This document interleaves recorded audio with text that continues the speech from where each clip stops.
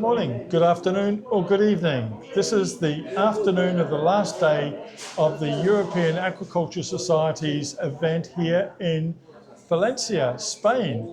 And I'm pleased to say that I've collared Alistair Lane, the Chief Executive of the EAS. And he's here to just review a few of the things that spring to his mind of what we've heard this past week or past 3 days. Alistair, what's the standout thing for you? Well, it's been a successful week for us. We've had a huge amount of scientific communication. We've had a lot of industry-oriented sessions. We've had the trade show here. So that's our normal model. Whenever we go to a new country or a new location, then we have to kind of fit our model into that place. Yeah. So we always have challenges with that, and we've had some of those this week.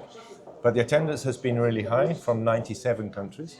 And around 3,000, a little bit more than 3,000 total participants. So that, coming back to your question, then the three things, I think the first thing is Aquaculture Europe is this place where we communicate multi-disciplinary science.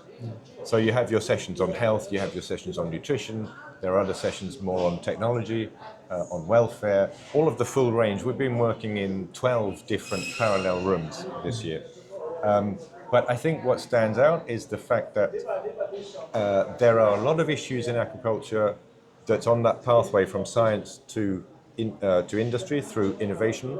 And that can only happen when you have multidisciplinary, an approach that is multidisciplinary. There are so much overlapping issues, it's all kind of horizontal. You can no longer put aquaculture research into boxes. And what we see here is this place, this forum that aquaculture gives to provide that multidisciplinary science. Right. And I know students are very important, and we had a student evening which was traditional to this event, but we also saw a lot of school kids on this last day. Even younger than our students, and just on that point, we have now 600 student members of EAS, and they are doing an absolutely amazing job. They're showing us older guys how to communicate, how to include people, how to bring people in, and they've had something every single day, and they are just absolutely amazing. Amazing. But as you say, we went back one step further. So we had 90 school children here this morning from 3 different schools in the Valencia region. And they came to learn about, first of all, what aquaculture is and its importance and how we do things. And secondly, to see a big conference and trade show and exhibition. So they were walking around, sticking their heads into conference rooms. They were handling fish and making something with the fish, so they were getting closer to their food than maybe. So we just hope that this normal pathway where the younger generation kind of educates the older ones that are more possibly wary or worried or have a perception that's mixed about aquaculture. If the school children come into contact with food and seafood, and specifically aquaculture seafood, then of course that's good. And of course we did our bit. We had copies here in Spanish language, and I collared a couple of the teachers and gave them copies in the hope that maybe in the classroom later on they'll talk a little bit more about aquaculture and its benefits. Perfect. But the thing that struck me was the technology, I must say.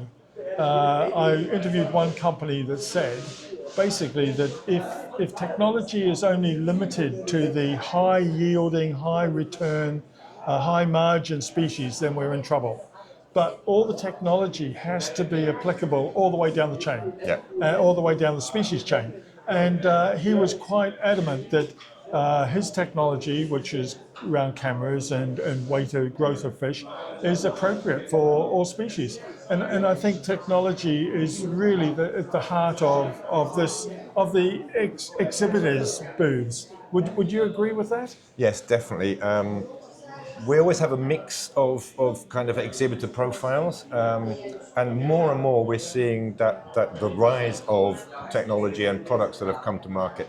And these companies, I mean, every year they're releasing 3, 4, 5 new products. So the rate of transfer from knowledge to technology is higher than possibly it's ever been. And a point on that, when you have a European policy or a national policy that kind of says, let's move down the trophic level in terms of producing and focusing on shellfish, for example, on algae, on non-fed species. It was always considered to be that was a family business. It was relatively low tech, and there was risk in that. And I'm not saying that the risks are no longer there, but the use of technology for producing these lower trophic species, as we call them, is still as important as any other really high intensive finfish production. And that technology allows us to monitor. It allows us to be able to repeat what we've done well, and it also allows us to predict, at least in the fairly short term, what can happen with regard to climate change induced weather patterns or whatever. And so that is coming more and more. We're working on a more predictive production. Approach. Okay. And just coming back to the student question, do you think the industry is in a healthy condition when it comes to people entering the workplace, entering the aquaculture space for their careers or for work?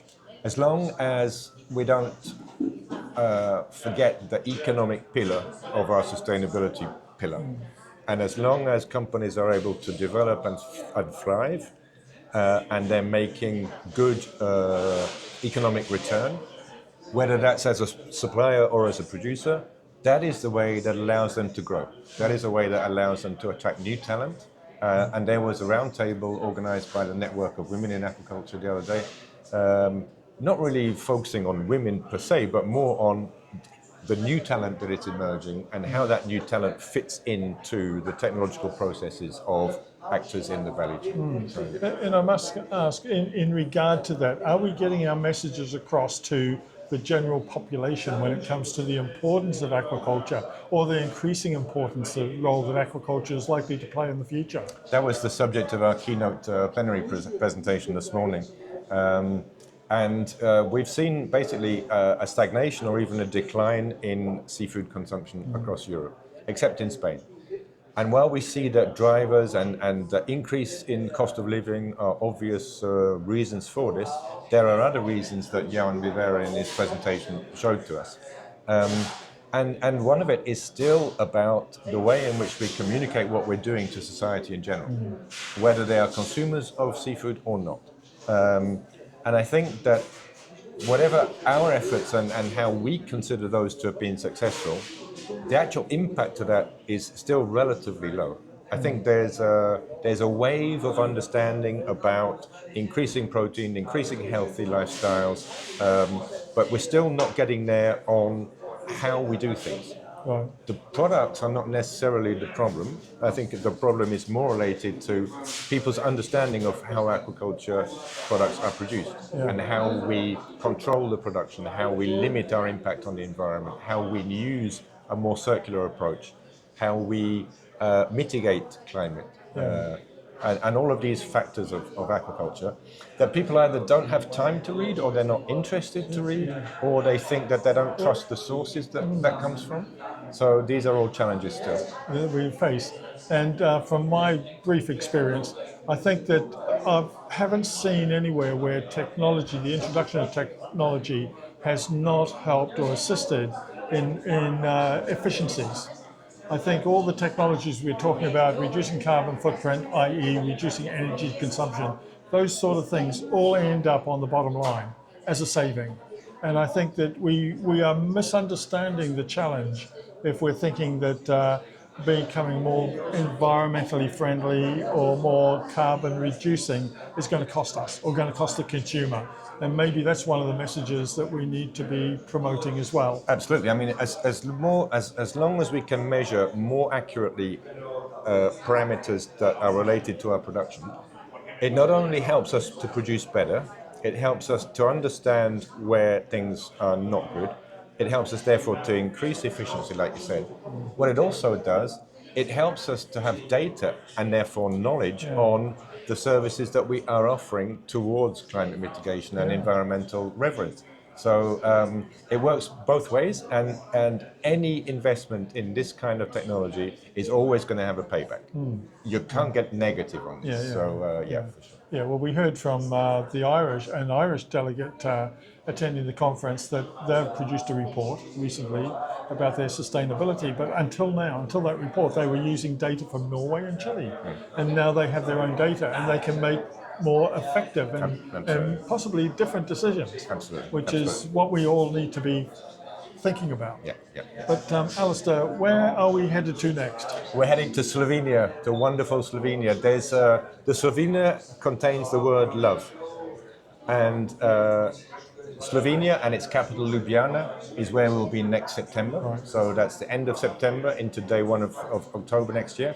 Slovenia has very, very limited aquaculture production itself, but remember that we're close to Italy. Venice is just an hour and a half away, yes. and we're close to Croatia, Yeah. and then to the north of us we have Hungary. Yeah. So it's a more regional approach like we did a couple of years ago in Austria.